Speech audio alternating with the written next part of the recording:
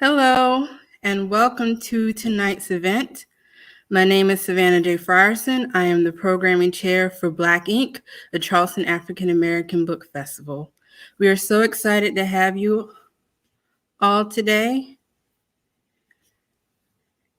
and we are going to have three amazing women talk about being Black romance authors, and they will be moderated by our illustrious Planning Committee Chair, Ms. Djuanna Brockington. So I will be introducing everyone, and hopefully you guys will be in for a treat.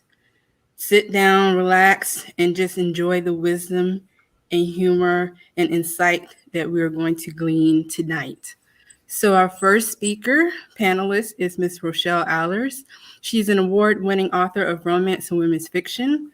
With more than 80 titles and nearly 2 million copies of her novels in print, Ms. Alers is a regular on numerous bestseller lists and has been the recipient of numerous awards, including the Gold Pen Award, the Emma Award, Vivian Stevens Award for Excellence in Romance Writing, the Romantic Times Career Achievement Award, and the Zora Neale Hurston Literary Award. Next up, we have Miss Vanessa Riley. She is an award-winning author of historical fiction and historical romance, showcasing the hidden histories of women of color and emphasizing strong sisterhoods and dazzling multicultural communities. Her novels pull heartstrings, elicit laughs, and share insights into the diverse history of the Georgian, Regency, and Victorian eras. And finally, we have Miss Jacqueline Thomas. She is an award-winning author of romance, women's fiction, inspirational, and young adult. She has published with Walkworthy Press, Harlequin, Simon & Schuster, and Penguin Books, and she has had a film made from one of her novels. Ladies, thank you so much for being here, and we're so excited to have you. Thank you. Glad to be here. For having us. All right, ladies, we will jump right in. Again, I'm Djuanna Brockington. I get to be the chair for the 2022 Black Ink. Book Festival, and we are so excited to have this conversation with you guys. This is actually the kickoff for our season, so to speak, and so this is so amazing. So what I want to do is literally jump right in because this time is going to fly by. In no particular order, tell us about your current release. We'll start with Vanessa. Well, my current release is Island Queen. It is a historical fiction based on a true life story of a woman who should never have been forgotten in history.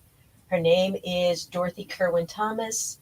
I literally found her on in a political sketch circa 1788. And I was doing that because as I've been doing more romances set in the Regency, I give my women power. I'm telling these stories. And the question was, can you tell us someone who actually had this level of agency? Can you show us someone who wasn't enslaved, someone who became wealthy, so that they're moving in the class of the aristocracy and the highest peerages, the tons of dukes, etc. So I was always looking for someone. When you look at history, Jane Austen's last book, Sanditon, the wealthiest woman is this woman from the West Indies called Miss Lamb. So I'm looking for this. I find this cartoon, and when I follow the rich white man, Prince William, future King William IV, I find him in love with a beautiful Black woman in Dominica. She has built businesses across the West Indies. She has bought her freedom, the freedom of her family. And then she goes on to do something to make sure that generational wealth is not stolen from women of color in the colony of Demerara. It was bigger than a romance. So it had to be in the format of a biographical historical fiction. And I'm just glad to have been able to bring her back to the world. Thank you. That sounds exciting. Rochelle, tell us about your latest. Well, the latest one, it'll be out, I think, in November. It's the second book in a 4-book series about foster kids who are adopted into a wealthy family. Okay. They're different races, different ethnicities, and I don't dwell too much on their background because they were foster. They're four, I think, 4 boys and 1 girl, and because the foster mother couldn't have any children, so she did adopt these kids.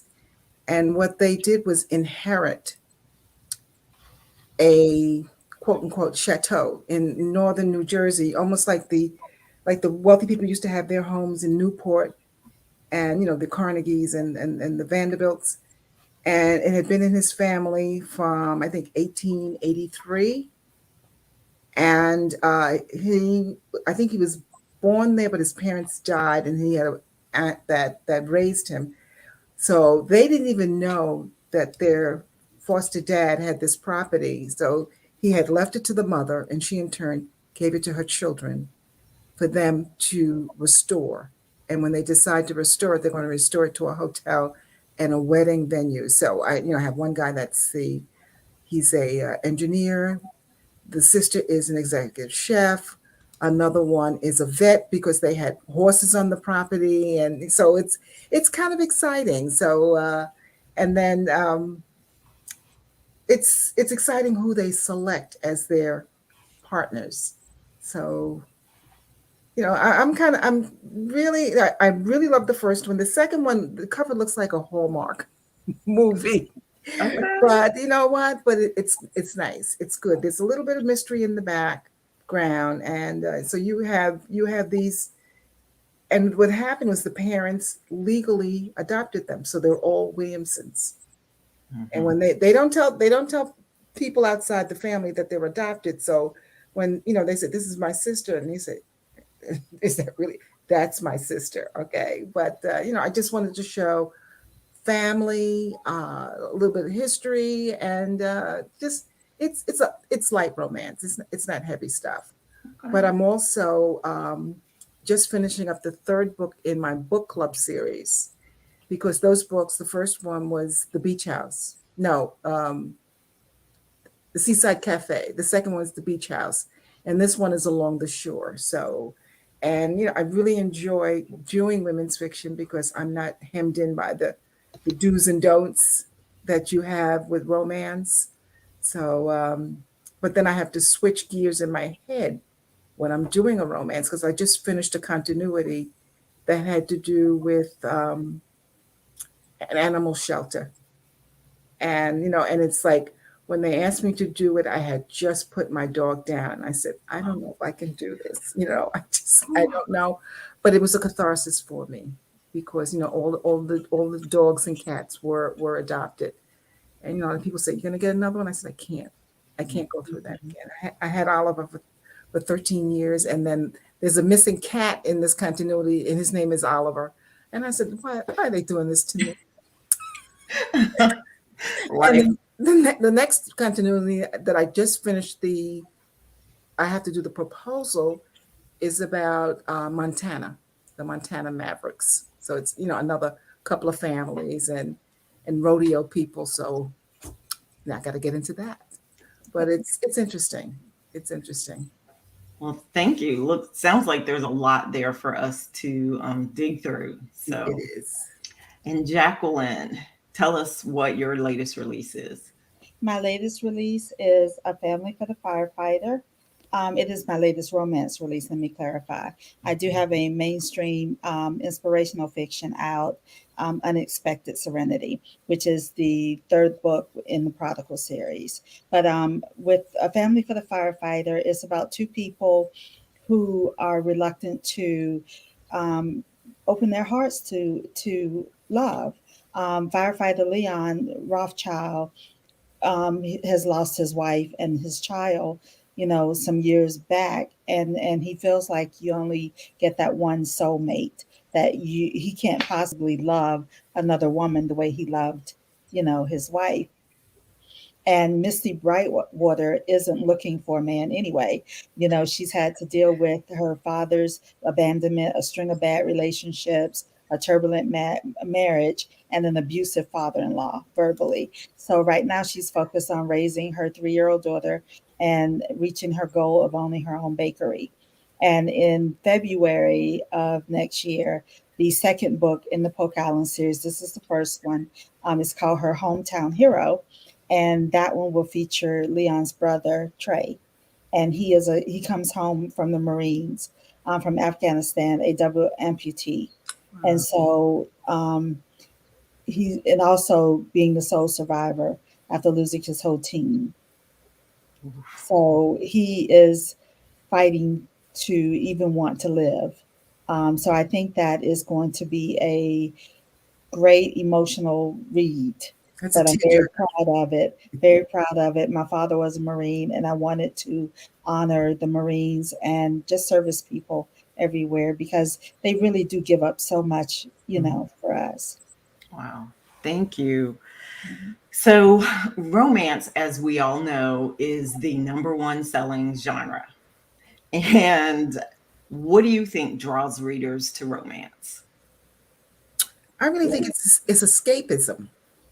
Mm. You know, years ago they had asked one woman, "Why do you read romance?" And it sounds, maybe it doesn't sound nice. She said, "Because at 5 o'clock, what's in this book is not going to walk through my door." Ooh.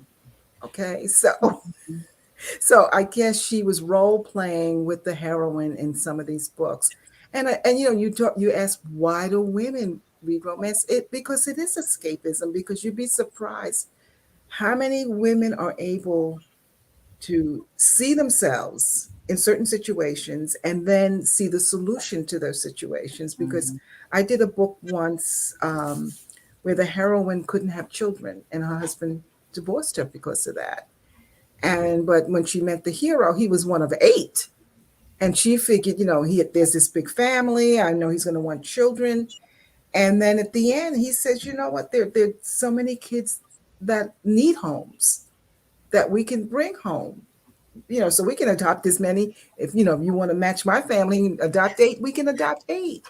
And I had a reader write to me, and she said, because her husband kept saying, we can adopt. And she said, no, no, no. She said, but when she read the book, she said, yes, we're going Wow. to adopt. So, you know what? Even though it's fantasy, but what's in the realm of reality.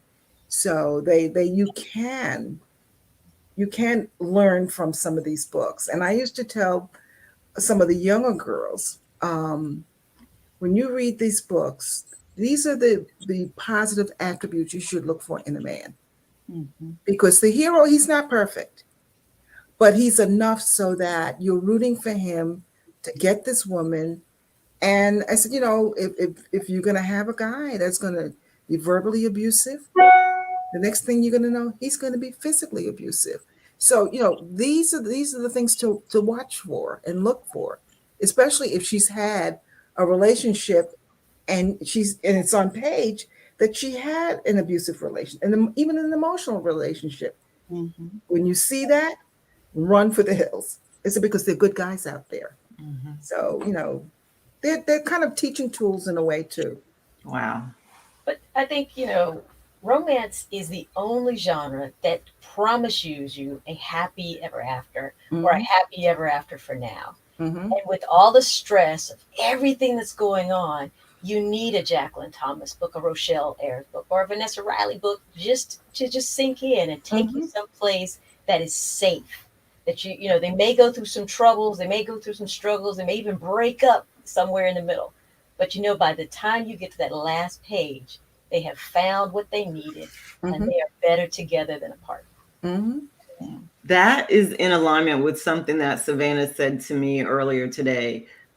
Especially, she said during the time of COVID, you want to be able to step outside of all the things happening and know that when you finish this book, it's all good. Yes. So I want to concur to that. Anything that you'd like to add, Jacqueline? Well, I will say I started reading romance when I was 13, and that was because my mom was a huge Harlequin reader. And Mhm. so when I ran out of books to read, I would sneak her books. And, like Rochelle said, that set the tone for me for the type of boyfriend that I wanted and the type of man that I wanted to marry. And if they didn't treat me the way that the heroes, treated the women in the books, they had to go. Okay. Yeah. So it actually helped me narrow down what I wanted in a man and the Wow. type of man that I wanted. So it can be a teachable, moment in those stories sometimes. Because again, for me, if he did act that way, then that was a red flag. If he didn't open the door for me, the date was over. Like, Mhm. we're already starting off on the wrong foot, you know. So I didn't have many dates growing up. Well, so would you say that you found romance or romance found you as a genre to write? I Well, think romance found me. Romance found, I how so? was home.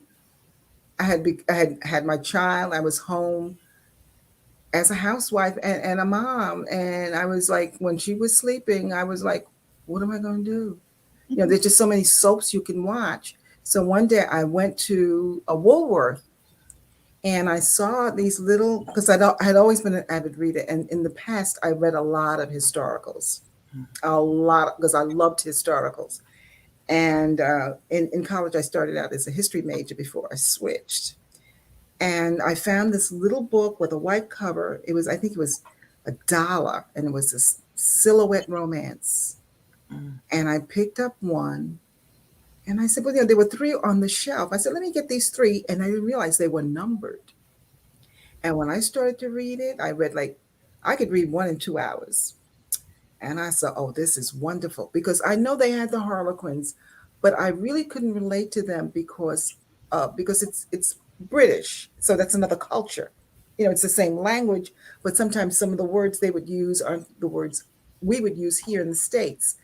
So when I read these books, and these books were based in the United States, but I didn't realize a lot of the English writers had begun writing for Silhouette, and but they had to be based in North America. And I read one, I read another. It's like eating popcorn. I couldn't stop. They was just like crack.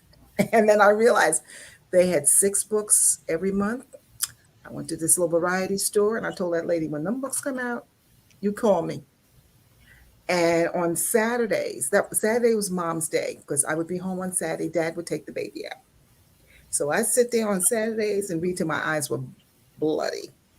And and then I realized this is so easy to read. I can write one of these, not realizing how difficult they are to write, because they're written to a formula. And I thought I was real clever. So I could figure out the end, because he's going to wind up with her. I said, but then I realized that's so formula, fool. So I had read about 200 of them before I even started putting Wow. pen to paper. Wow. But I knew the genre. And I knew what not to put in the genre, but it was very difficult when I started writing in the 1980s to get published, because I wanted to write about characters that look like me. Mm. And there were roadblocks and all kinds of barbed wire and all kinds of insults before we really were able to get in. But I had to thank um, was a black editor at Doubleday, and she was doing the Starlight Romance, and those books were geared for high schools and libraries. So there was no sex, hardly any kissing, almost like a Hallmark. They kiss at the end. And she had asked me if I would write one for her, and I said, "Well, send me some of your books so I know what to do." And she did, and it took me a year to write it. I sent it in, and took her a year to tell me, "Yes, I'm gonna offer for it." So it was a long, hard road, but it was worth it. It was really worth it. Thank you. How about you, Jacqueline? How did you come to romance? Well, I was reading, like I said, my mom's books and loved them. And I loved historical fiction. Actually, my love for history was actually born out of reading historical romance novels. And so for me, when I started writing, the when I actually started writing for publication, I was 35 and pregnant with my third child and on bed rest for 5 months. And that's a long time. And so my mother-in-law brought books home for me to read. And one of the books was Night Song. And I was so excited because I saw people of color on the cover, and it was by Beverly Jenkins, and I'd never heard of her, and that I think was her first book. Mhm. And so when I saw that, I don't know, it was just something in me that said, okay, now is the time. And so while I was on bed rest, I wrote my first book. And then I learned about RWA, went to the conference, and actually the first person I met was Beverly Jenkins. Then I met Frances Ray, Donna Hill, Gwen Foster. Donna Hill actually got me an appointment with the editor because I didn't know anything about pitching. They worked with me on my pitch, and I sold that book, and they mentored me. Rochelle is a mentor. These ladies had already, like I told her earlier, they did the hard stuff. They went through the insults, but they paved the way for me. And so I didn't have to deal with a lot of the stuff that they had to deal with. So I have great respect for these women because they didn't know me. They hadn't read a book by me, but they believed in me and they believed in each other. And we were a sisterhood. Mhm. That's what I loved so much. We would put money together to place ads. We promoted each other. We supported each other. It was a great experience for me. And so, but romance was natural because I was reading romance and loved it. Absolutely. And just a quick plug, Ms. Jenkins is our keynote speaker for Yes, the January event, and we are so excited. That's So great. we are like right she's a there great with speaker. Vanessa. Did you choose romance or did it choose you? Um, a little of both. So my origin story is a little bit like Jackie's, a little bit like Rochelle's, and then very much like Vanessa. So completely different. Um, when I was younger, I was gifted in both mathematics and writing. And I loved to write, and I would write these stories. And I even started, I had a notebook where I was starting to write all these stories.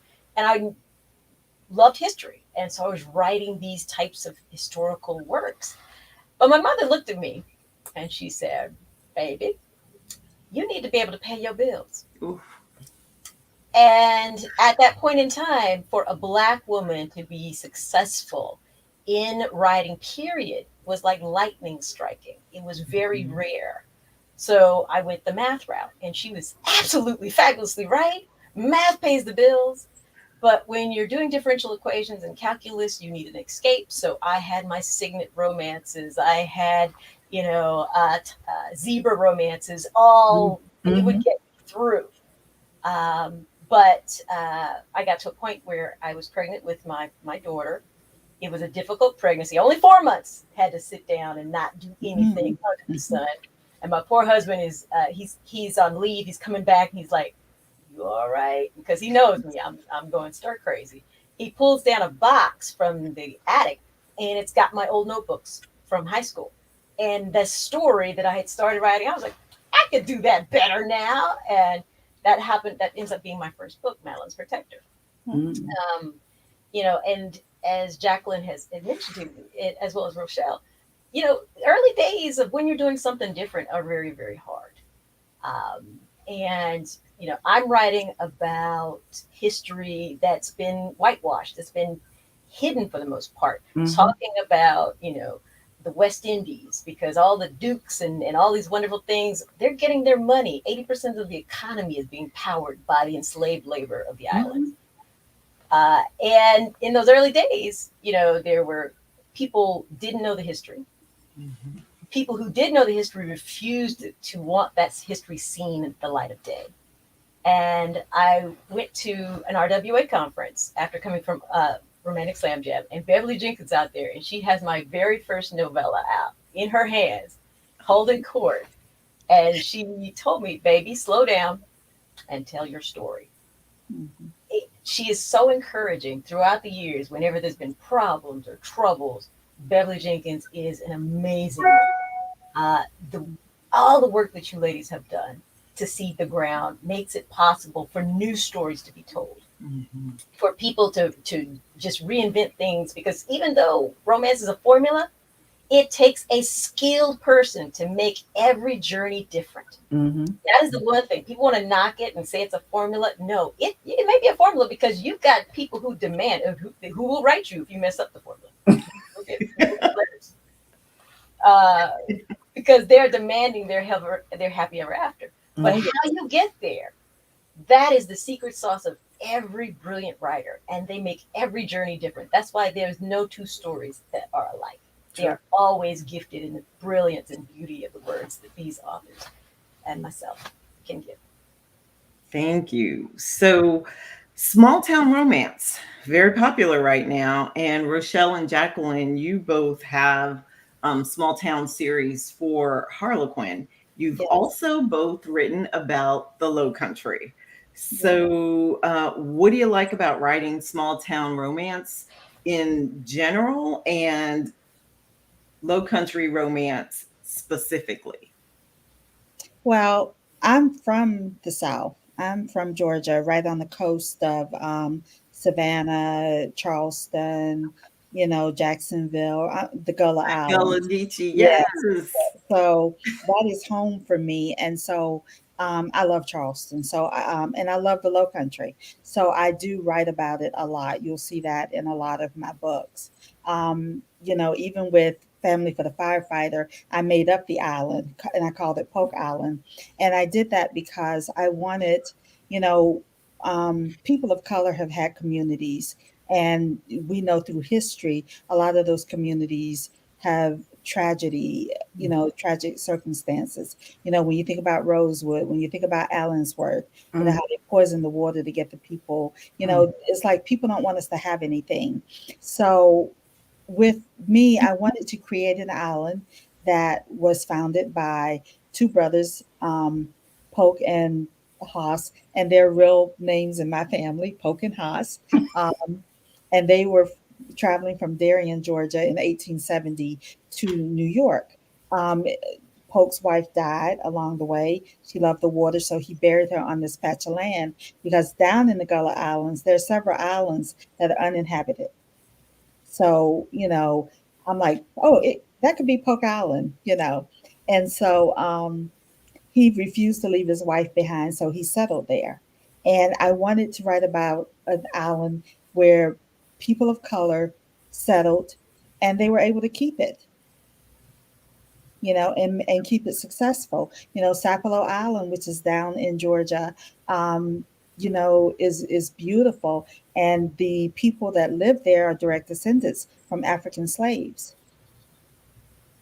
And I love taking the ferry, going over to the island and just talking with them. Now they're trying to, do more. I think people are trying to now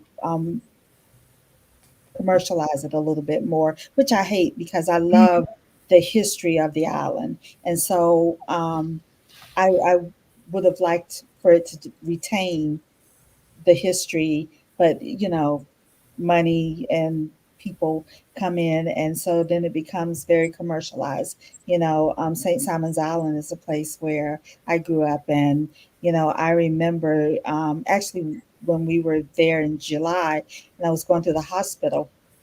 There's a local artist who was painting pictures of like the old houses, and they're gone now. Like where I grew up, that house where I lived is no longer there. There's like a beach, hotel, beachfront hotel. And it wasn't there before, so those days that I remember just leaving my house and just going to walk to the beach are no more. Yeah.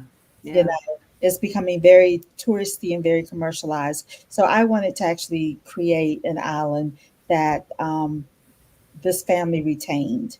And it's a great place. They have tourists that come, and there's only like 3,000 people on the island, so it's grown quite a bit from, you know, but he had 10 children. Polk had 10 children. And so, they left the island and they brought people with them. And, but I've had fun with it, and it's become so real to me. I actually mapped it out. So I know the streets, everything. And when we go to, we're driving to Charleston, I'm always looking. And he's like, "What are you looking for?" I'm like, "I'm looking for the bridge that'll take you to Polk Island." Because it's become so real.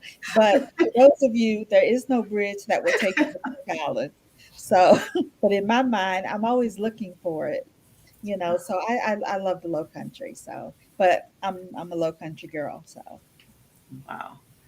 How about you, Rochelle? How did you start writing about the Low Country? Because I am Geechee. Okay. Okay. Okay. all right. On my mama's side, I remember my grandfather. I was a little girl, and I said, but he talks funny. And sometimes my mother would mimic him.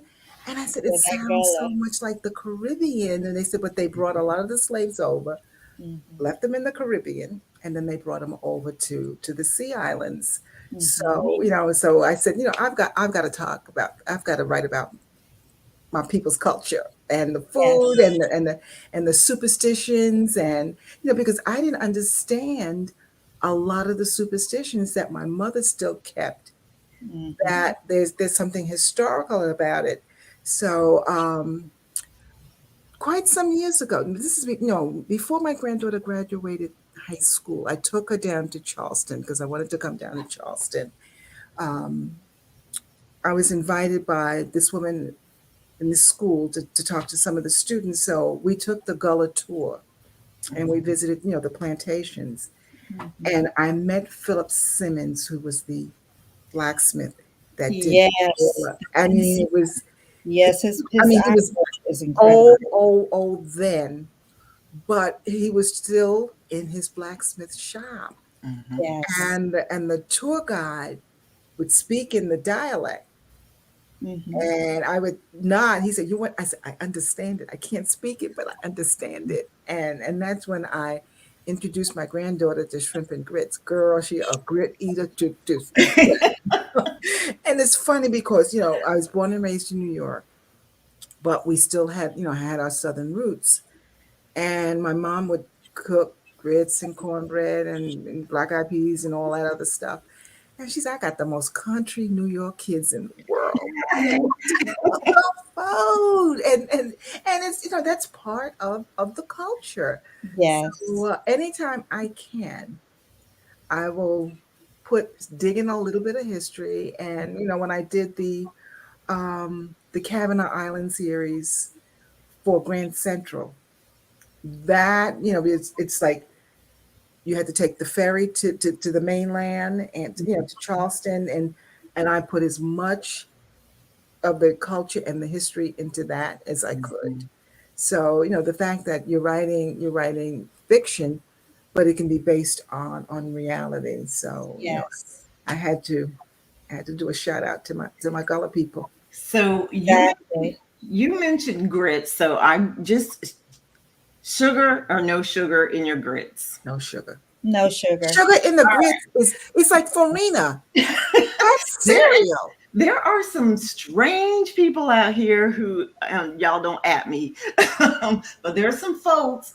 There's a whole thing on Instagram about sugar or no sugar in grits, and I'm like, who puts sugar in But grits? you know Because what? that's I People that cannot. give No, them no cream of true wheat. Southern The people that give person. them cream of No wheat, they true messed up. Southern person. I can't yes. really eat just grits. I have to have butter on it, scrambled eggs, or some gravy or something. I just can't eat the grit because of the texture. So I need See, something I have to have fish or shrimp. I have to have shrimp or fish. That's the only Mhm. time I can do grits. But the other, when we talk about culture, one of the things too is, my father was Cherokee, and so in my book, Family for the Firefighter, Mr. Brightwater is actually Black and Cherokee. So like. because again, I wanted to give homage to that other part of me. Hmm. Absolutely. So, Vanessa, you've done a lot of research. You mentioned for the island, is it Island Queen? Island Queen, yes. Um, so you've written in a genre that there aren't a lot of Black authors at all. Tell us about how you came to write Regency romance. Um, my mother. Okay, go. It's all my mom's fault. So whatever it is, it's always my mom's fault. Mom made us read as children, and we read a lot of the old masters. So we're very much into Shakespeare and Wadsworth and Thoreau and all this other great stuff. Other people might be bored, but we were. It's all we had in the house. Mama wouldn't put anything else unless it was religious. So it was either religious or Thoreau. You choose. So this, and then, but for my father's from Trinidad and Tobago, I get this love of history. So there's this thing about the way words are putting on paper and the historical narrative that has always drawn me. So in college, when it was time for electives, it was going to be Western Civ. It was going to be Greek. It was going to, American history has always been interesting, but not as interesting to me as some of these other worlds. And particularly because you see how connected the world is when you look at particularly the West Indies, because the West Indies is powering the world. 80% of your commerce and transaction are all because of the enslaved labor that's happening in the West Indies. The sugar trade, The molasses sounds and all the sweet, right? But but it's indigo and it's cotton and it's sugar and it's tea and it's coffee, and they are powering the world. And so I wanted to see myself in these books because for some reason I'm drawn to it. And I get to read Jane Austen, and the very last book Jane Austen has is Sanditon. And the wealthiest woman in the book is a mulatto woman from the West Indies. It was like the clouds opened up, and it was like, I see why I've been drawn to it. But the resistance to admit that part of the history has always been a problem. You get our folks that don't know. You get some folks that don't want to talk about enslavement.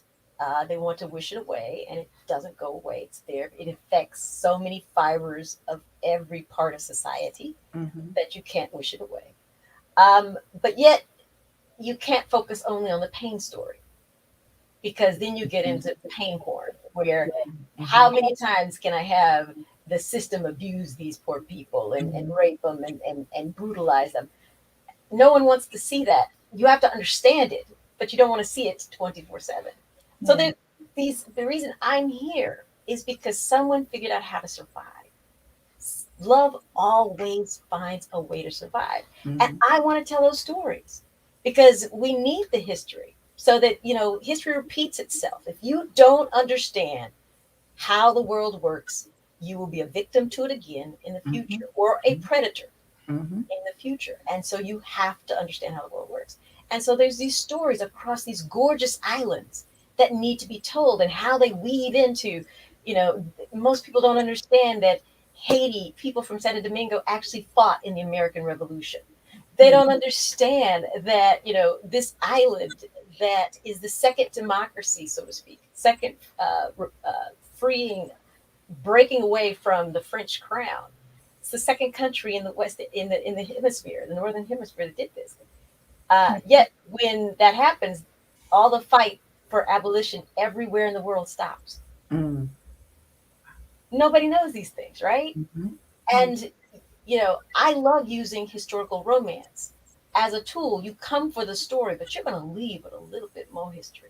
You're going to know your place in the world a little better, a little sharper. You, once again, my overall arching theme in everything I write is that you are wonderful, you are beautiful, and you come from wonderful stock. Absolutely. I'm just going to show you that stock from the West Indies and the European perspective, that we are a part of that fabric, and we should never have been excluded. Because I've always told my daughter, you are descendants of survivors. Do not make the ancestors weep for what they had to sacrifice to bring you here. Amen. That's what we have to tell our children and our grandchildren when they act out and do stupid stuff. I said, because they went through hell to survive so that you could get here. So be careful. So, Absolutely. but some of them, I guess, they don't listen. Okay. But that's what I love about the books that we write, because even though, Rochelle, you and I are more so contemporary writers, we do include our history in our books. And so, I think it's just natural for us. It comes natural to entertain, inspire, and educate, because our history is so fractured. I am fortunate on my dad's side to know our history, and I have documents and everything dating back to the 1700s, because I am now, since my dad is dead, I am now the keeper of our history, and our history is told orally. And Mhm. so we have to know our history. And with my mom, I can go back as far as, 1840, but it took a lot of, time. And the good thing was, a lot of my mother's people lived to be 100. And so, we should talk to them and listen and document those stories. Yeah. So, it's very important for us to know our history. And so I hope that what Vanessa Riley's books do for me, and even Rochelle Alers, there are things, if I don't know about it, I go and look it up Mhm. because it makes me curious. But see, I love history. And Mhm. so, um, I just love it. I just love it. And, like I've told Vanessa before, I was not even interested remotely in Regency, but she made me love it, Mhm. and that's a gifted writer when you can, write a book in such a way that someone who was totally against that era, because I didn't feel like we had a presence, even though I knew we had a presence. We just didn't know what it was. Mhm. But she made it so beautiful that, I'm like, okay, let me look this up. Let me read more about this. You Yes. know, I'm having a great time reading the real history behind Island Queen. Mhm. And that brings me to 2 points, especially when you're talking about Regency, because I didn't even know that was a thing until Netflix. And let me back up a little. I was late to the romance game. I'm an avid reader, but I remember reading Bodice Rippers as a kid, but also not that interested because they didn't look like me. And then I would say romance, Frances Ray for me. Mhm. Um, she came on my radar first, and I want to say late 90s, early 2000s. Yeah. As part of a book group, a Pooh book club that I was a member of. If y'all shout out to Yasmin Coleman, a friend of mine from way back when. But I still didn't read a lot of romance until L.A. Banks wrapped it up Yes. with her paranormal fantasy, Mhm. those vampires, Yes. like, Yes. and then things really probably took off for me in terms of reading it in the last 4 or 5 years. So let's talk a little bit. I wanted to hit on Regency romance first, and then I want to segue into Black women in particular as romantic leads. But let's talk about Regency romance, because until Netflix hit us with Bridgerton, and Shonda Rhimes just is a gift that keeps on giving, she decided to pluck this story and then pepper it with brown people, Mhm.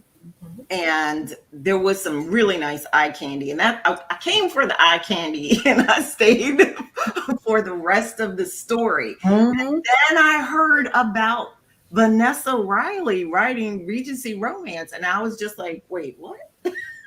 I mean, so where do you where do you even begin to have access to research? And I mean, besides the internet, but like to get into true supporting documents as you're writing these tales and really, fleshing things out for us, where can one even begin to start doing serious research? First things you have to question is every time you've been told it never happened, Mm, no, it can inconceivable, those are all lies. You start right there. Once you take that off, you can look anywhere and you will find research. Unfortunately for women, there are very few diaries that still existed and are untampered. Because even Queen Victoria's diary was changed by her daughter because she didn't want y'all to know what she was doing after Albert died. That's a whole nother story. How about the Indian dude? Yeah, yeah. Mhm. Well, that one of them, girl. That Mhm. one of them. Mhm. Victoria's a hot mess. All there is, but I digress. But you think about our reproductive history is actually women's history. So for Dorothy, when you find birth records in Montserrat, when you find them in Granada, when you find them in Demerara, when you find them in Dominica, and there's over 1,000 nautical miles between that. That's already telling you there's some sort of why is she moving so much? And first of all, why are there 10 children? What's going on here? This was a woman who was very well sought after. She was very engaging. You find you find letters that people are writing that they mention Dorothy Carr or Doll Thomas, as she was known. Doll was actually well known during her days. So you have people saying, one letter says, I was in Glasgow, Scotland, and I saw Doll Thomas and her 17 grandkids. So once this woman made her money, she wanted all her kids and her children's children to see the world. So she's coming from Demerara, which is below the equator, all the way up to Glasgow, Scotland, with 17 grandkids. Most of us can't go to Costco with 2 in the backseat. But you find little anecdotes about that. For Prince William Henry, I found a sketch that literally shows him embracing this beautiful Black woman in a cartoon. It's a political cartoon, and it could be made up.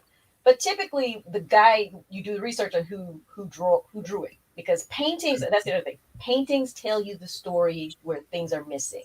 Yes. People paint what is valued, and in particularly political cartoons, they tell you what's going on. Mm-hmm. So you see this picture of Prince William Henry embracing this Black woman, and the Black woman is drawn beautifully. Gilroy, the person who does it, is a misogynist. He's a sexist. He's every ist you can come up with. You throw it on that. That's who this boy is. So when he draws a woman, he's going to make her look stupid, garish, homeless, helpless, everything. He draws a Black woman.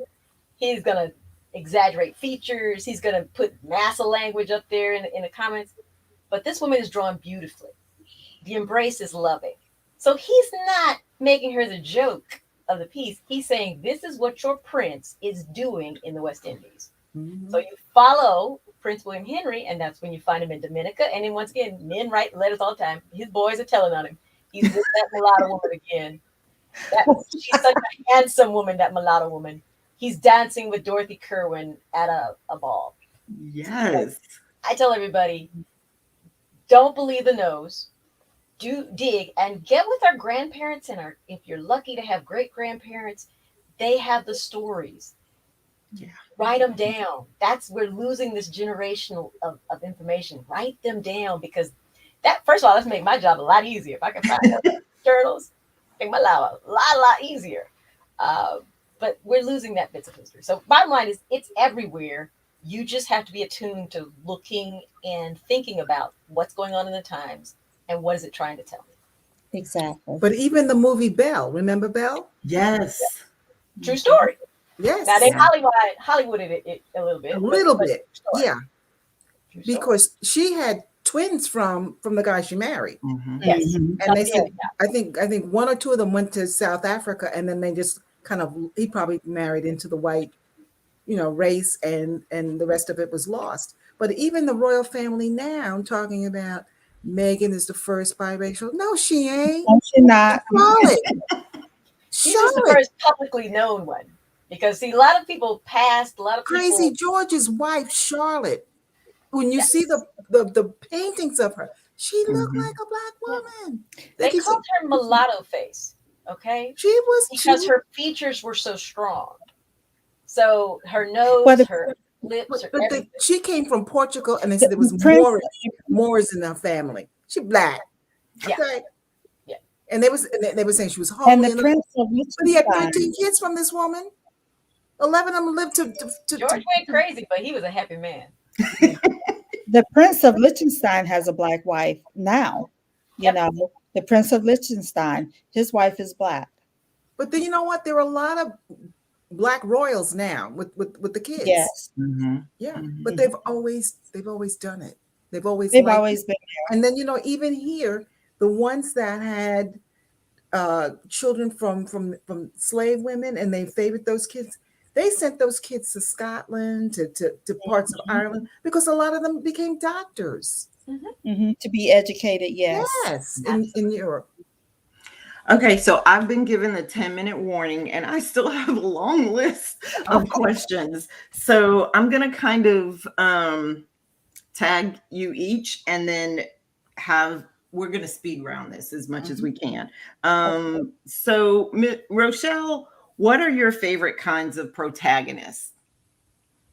I really, I don't really go for the quote unquote so-called alpha male. Okay. Because a lot of times can be a little cruel and unfeeling, and he's just so egotistical. But I like a strong man, and I like one that is willing to admit when he is wrong. I like strong, independent women, but I also like a little bit of vulnerability in each of them, because that's who we are as human beings. I don't want any cruelty, and I don't like people. I don't like a man that's manipulative. And, but you know what, once he, and I would like him to be somewhat experienced and had past relationships, that when he meets this woman, he knows this is what he wants. And he will pull out all the stops to get her. Yes. Yes. And I'm going to just a quick shout out to the audience. If you have a question, throw it in the comments. I will try to get to it. If I can, I won't guarantee, but post your questions there.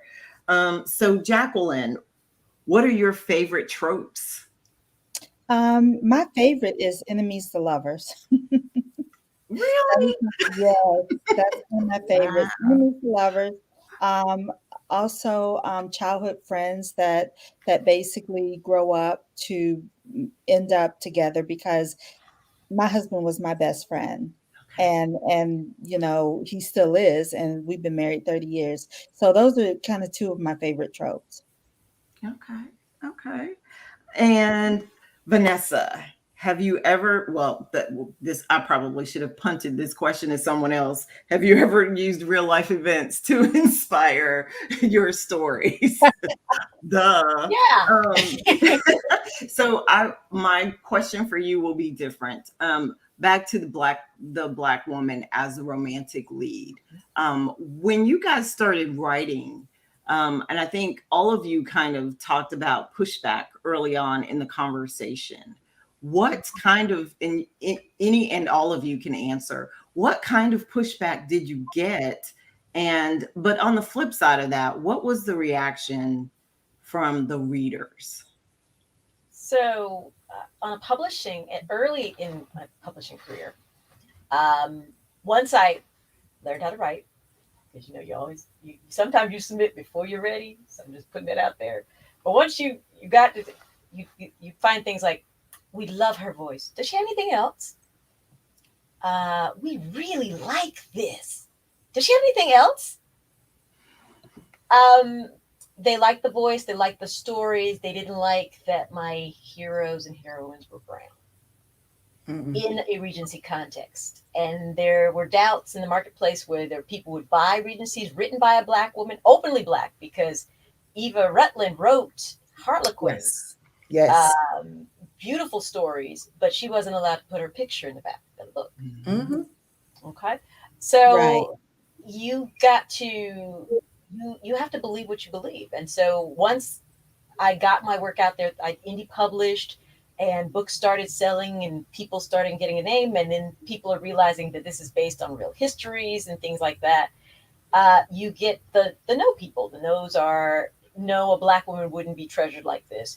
No, they won't reach these level of aristocracies. Okay, we'll accept that they were maybe enslaved, or maybe they were, servants in the household, but they could, what, wait a minute, you mean that they actually reached middle class? Oh, you mean they were actually millionaires? My favorite story, just side note, a man became a millionaire during the Regency because he figured out rich people don't like to touch coal. So he would personally deliver coal to their houses. Became a millionaire. Okay? Black man. First of all, that's like a Black man to figure that stuff out. So once again, I make it in all of my romances. I want the world to see a Black woman loved like they've never seen it before, treasured, idealized.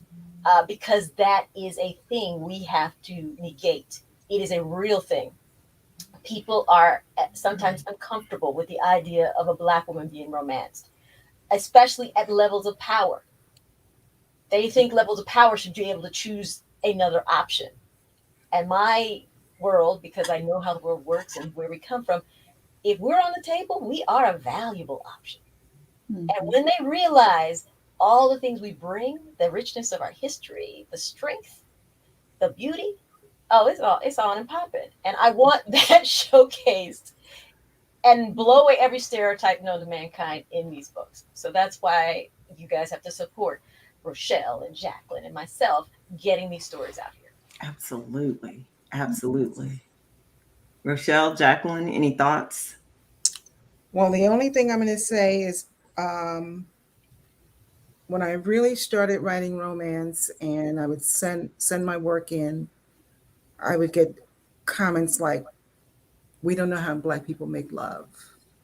Okay. Um, there was one editor who had the power to acquire, stood up in front of it was a conference, and a young Black woman from Arizona asked about writing. Would you buy a Black? She said Black romance. She said nobody wants to read about grits and greens. And I said to myself, don't you know grits and greens is regional food? They ain't Black food because white people eat grits and greens. So, and this is what we had to face. And I had one woman that was willing to be my agent. She said, but you know what? You can write the books if you want to write white, because initially, like Sandra Kidd had to write the white books in order to get in print. And I'm not mad at her because she got in print. And then when she got the opportunity to use Black characters, she did. But this woman told me, okay, if you're going to write the books and you're going to make them white, but nobody can know you're Black. I said, ain't no way in the world I can be anything but a Black woman. Hello. Okay. So, that's what I had to face 30 some odd years ago. And you know what? But I said, you know what? I'm going to keep on pushing. I'm going to keep on writing. I said, because one of these days, a publisher will realize that, you know what? They can make some money off of us.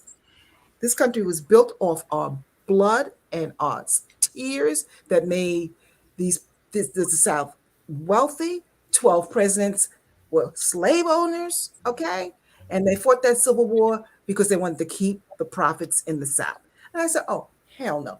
One of these days, somebody's going to realize that we are still commodities. Yes. And when at Kensington, he said, well, everybody's talking about we're going to do it. But you know what he did? That's the summer before. He looked at the New York Times bestseller list, and it was Alice Walker, Toni Morrison, Terry McMillan. They hit 1, 2, and 3 on the New York Times bestseller list. Hello, okay. Mhm. So, and by that time, I had a drawer full of manuscripts. Oof. Okay. And a wall papered with rejections. Yeah. I took them rejections down, put them in the shredder, and took the manuscripts out the drawer and never looked back. Yes. And we're so happy that you did.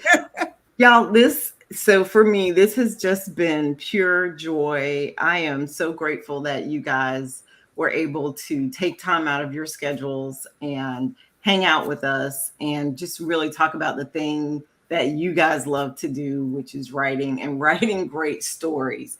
There were some comments about they want lists of your books. So we will make sure for those folks watching that we follow up on the Black Ink Facebook page with a list of these authors' books and connect you to their website so you can find all their works.